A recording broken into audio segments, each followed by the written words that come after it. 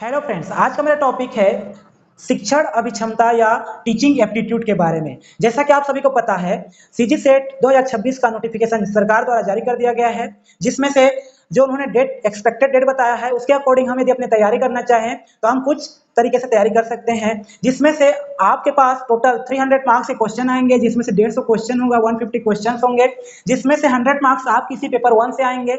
यदि आप paper one को अच्छे से तैयारी कर लेते हैं, उनमें से यदि 35 टू 40 क्वेश्चन आप सॉल्व कर लेते हैं तो आपका easy CG set easily clear हो जाएगा। क्योंकि हम सबको पता है कि हम का जो 200 मार्क्स अभी एग्जाम होने वाला है आपका सब्जेक्टिव बेस्ड सब्जेक्टिव नॉलेज, यदि आपने मास्टर या पीजी किया है तभी आप उसके लिए कैपेबल हो, शिक्षक के सेट के लिए पात्रता रखते हो। क्योंकि 200 मार्क्स यदि सब्जेक्ट का आ रहा है तो आपको अपने सब्जेक्ट के बारे में कुछ ना कुछ जानकारी जरूर होगी। लेकिन जो आपका 100 मार्क्स है, ये 100 मार्क्स आउट ऑफ सिलेबस बोल सकते हो, जिसको आप पहली बार पढ़ रहे हो। क्योंकि इसमें आपको आपके अभिक्षमता, आपकी योग्यता, आपके टीचिंग एप्टीट्यूड, आपकी कौशल विकास के बारे में पढ़ना है। साथ ही साथ एक टीचर और एक स्टूडेंट के मध्य क्या रिलेशनशिप होना चाहिए, किस प्रकार से लर्निंग होनी चाहिए, उसके बारे में पढ़ना है। तो ये थोड़ी थ्योरी पॉइंट से आउट ऑफ सिलेबस हो जाती है और यही 100 मार्क्स आपके सिलेक्शन को मुख्य भूमिका निभाती है। क्योंकि 100 मार्क्स में यदि आप 60 टू 70 मार्क्स ले आते हैं तो आपका कटअप बढ़ सकता है और आप हो सकते हैं कटअप के करीब आ जाए या आप पास आउट भी हो जाएं। तो आपके वो सब्जेक्टिव और दूसरा पेपर वन, ये दोनों मुख्य रूप से डिपेंड करता है आपके क्षमता के ऊपर। तो आइए इसी शिक्षण अभिक्षमता या टीचिंग एप्टीट्यूड का जो पहला टॉपिक है, जिसे हम लोग टीचिंग कहते हैं, उसके बारे में थोड़ी बहुत जानकारी प्राप्त करते हैं। क्योंकि इससे एक क्वेश्चन बनता ही बनता है, भले टॉपिक छोटा होता है लेकिन से घुमाए क्वेश्चन आता है। तो सबसे पहले शिक्षण या टीचिंग की बात की जाए तो टीचिंग जो होता है ये छात्र और शिक्षक के मध्य क्या होता है, एक कम्युनिकेशन या बातचीत होती है। अर्थात जो टीचर होता है वो वेल मैच्योर होता है और जो स्टूडेंट होता है उसकी मैच्योरिटी लेवल अभी कम होती है। तो उनके मध्य सीखने और सिखाने की जो प्रक्रिया होती है उसे टीचिंग कहते हैं। टीचिंग एक प्रकार की सामाजिक प्रक्रिया है जिसमें जो टीचर होता है वो अपने जो अध्ययन से प्राप्त किया है ज्ञान उसको स्टूडेंट को बांटता है, जिससे खुद का नॉलेज भी तो बढ़ता है, साथ ही साथ उससे स्टूडेंट का नॉलेज भी गेन होता है।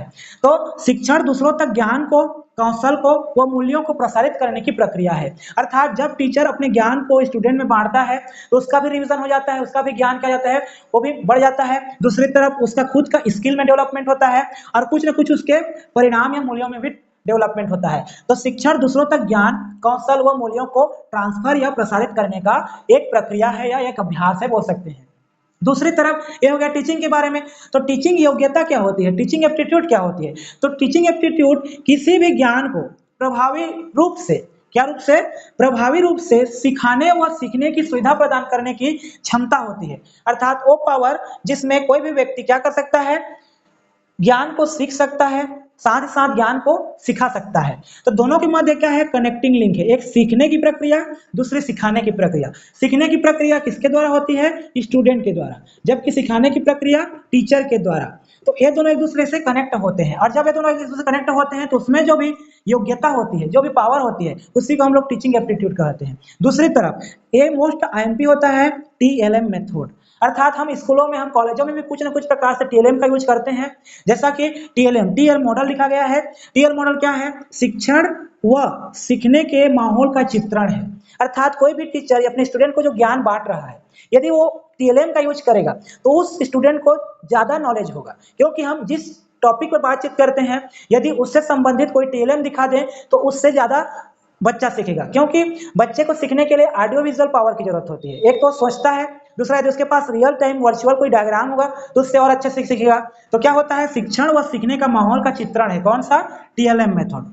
दूसरा टीएलएम मेथड, ये आईएमपी पॉइंट होता है, इसको आप अंडरलाइन कर लीजिएगा।